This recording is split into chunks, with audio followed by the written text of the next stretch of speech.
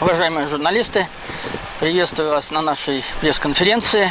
Благодарю за внимание, которое вы сегодня уделили нашей злободневной теме. Последние месяцы очень скандальной.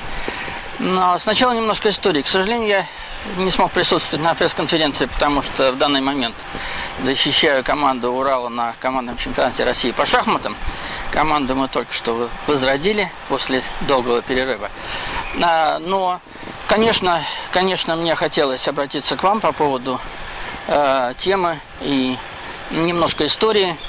В 1989 году Святослав Николаевич Рерих был в Советском Союзе, встречался с президентом Советского Союза Горбачевым и потом пришел к нам в Советский фонд мира с идеей одной.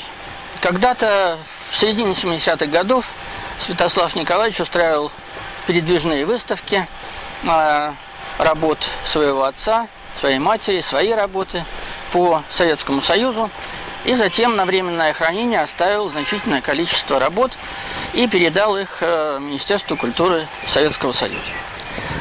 Имея в виду, что в конечном итоге все наследие семейства Рерихов, уникальное наследие, будет перемещено в Советский Союз.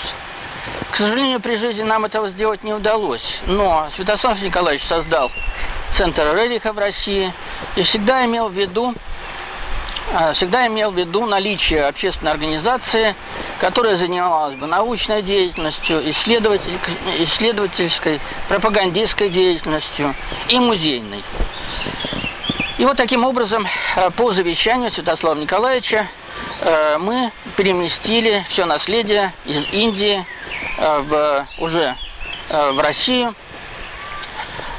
И музей начал работать в усадьбе Лопухиных, которая в очень тяжелом состоянии была передана Центру Рерихов и восстановлена на деньги общественной организации. По сегодняшнему курсу рубля, где-то рубля и доллара, где-то общественная организация затратила больше 2 миллиардов рублей на восстановление усадьбы Лопухиных. Причем хочу отметить, что никаких государственных или московских средств задействовано не было. И учитывая заслуги организации и огромный вклад в восстановление этого уникального комплекса, правительство Москвы передало в безвозмездную аренду до 2024 года на усадьбу Лопухиных Международному центру Рерихов. Перемещение состоялось на средства Советского фонда мира, а впоследствии Международная ассоциация фондов мира, это после развала Советского Союза, мы перерегистрировали устав. И на сегодняшний день есть 3 живых свидетеля всех этих процессов. Это президент Советского Союза Горбачев, последний президент Советского Союза, это председатель правления Советского фонда мира Карпов и мой помощник, который ездил в Индию вместе с Шапошниковой, который готовил к перемещению весь уникальный фонд, который был в том же самолете. И он как бы проводил все операции, связанные с перемещением и с оплатой всего процесса. Так что фонд мира имеет абсолютно непосредственное участие и причастность к судьбе наследия Святослава Николаевича. Святослав Николаевич всегда мне говорил о том, что он ориентируется на общественные организации, поскольку в жизни он больше общался с общественными организациями, и он имеет большое доверие к общественным организациям. Меня удивляют те люди, которые сегодня рассказывают, что они чуть ли не знают волю Святослава Николаевича, и что они могут с полной ответственностью говорить о том, что хотел Святослав Николаевич. Это чистое вранье, потому что никаких Рыбаков, никаких Картычевых или других людей не было близко у Святослава Николаевича. Но, знаете, по ситуации, которая сейчас сложилась, у меня даже больше вопросов, которые, может быть, вы через свои средства можете адресовать адресовать, кому это положено, кому это следует, нежели ответов, потому что то, что происходит последние 1,5 месяца, а уже даже нет, уже 2 месяца, потому что вот все эти действия, которые, я бы вообще назвал какими-то налетами, накатами, они начались 7 марта. И у нас была пресс-конференция, и, наверное, вы многое знаете об этом уже. Не буду сейчас повторяться. Но продолжение последовало перед майскими праздниками.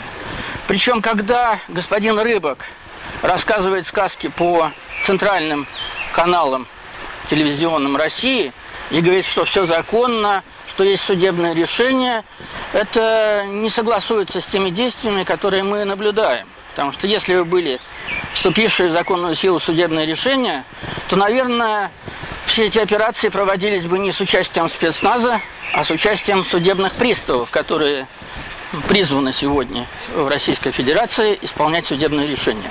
Значит, судебных решений, вступивших в законную силу, нет. Это очевидно. Это первое вранье, которым сегодня окружил наших телезрителей, граждан России и руководство господин Рыбак, в частности, и все, кто с ним появляется на телевидении, комментируя создавшуюся ситуацию. Было решение только одно суда первой инстанции о прекращении арендного договора с Международным центром Рериха.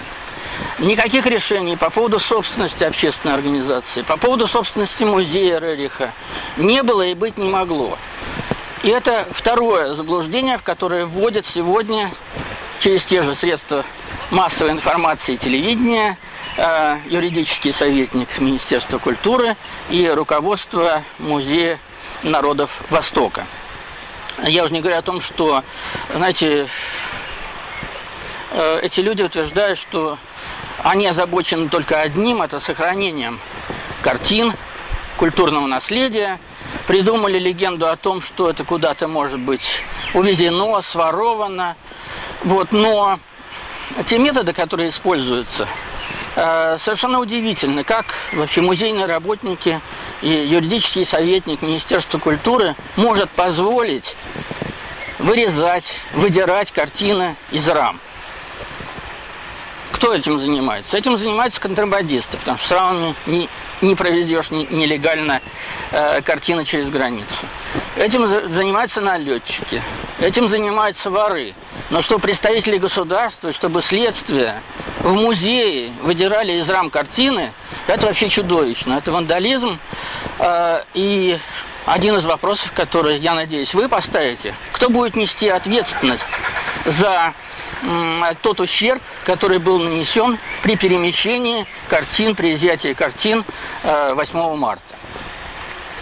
Второй момент – это сегодняшняя остановка деятельности музея и общественной организации. На сегодняшний день закрыты все помещения музея, опечатаны, и также опечатаны и помещения организации Международного центра Рериха. На каком основании, по какому поводу прекращена деятельность организации? Если можно так обращаться с общественной организацией, связанной с именем одной из самых известных фамилий России в мире, причем учение Рериха, оно же не только у нас, оно не только в Индии, оно признано во всем мире. Так вот, если так можно обращаться с общественной организацией, которая ничем себя не запятнала, которая вела потрясающую просветительскую деятельность и в России, и за пределами России, то тогда как же можно говорить вообще о наличии законов и о соблюдении всех прав? Я уж не говорю об обращении со смотрителями, с хранителями музея. С 7 на 8 марта их просто заключили под арест на 20 часов в канун женского дня. Пожилых людей не давали возможности позвонить и сообщить своим родственникам, почему они вечером не вернулись с работы домой, почему утро 8 марта они должны провести под арестом, а не быть со своей семьей. И масса еще вопросов. Я думаю, что вы их сможете задать и руководителям Международного центра Рериха. А если будет необходимо, я готов с вами встретиться, когда вернусь в Москву с 7 мая. Спасибо, благодарю вас.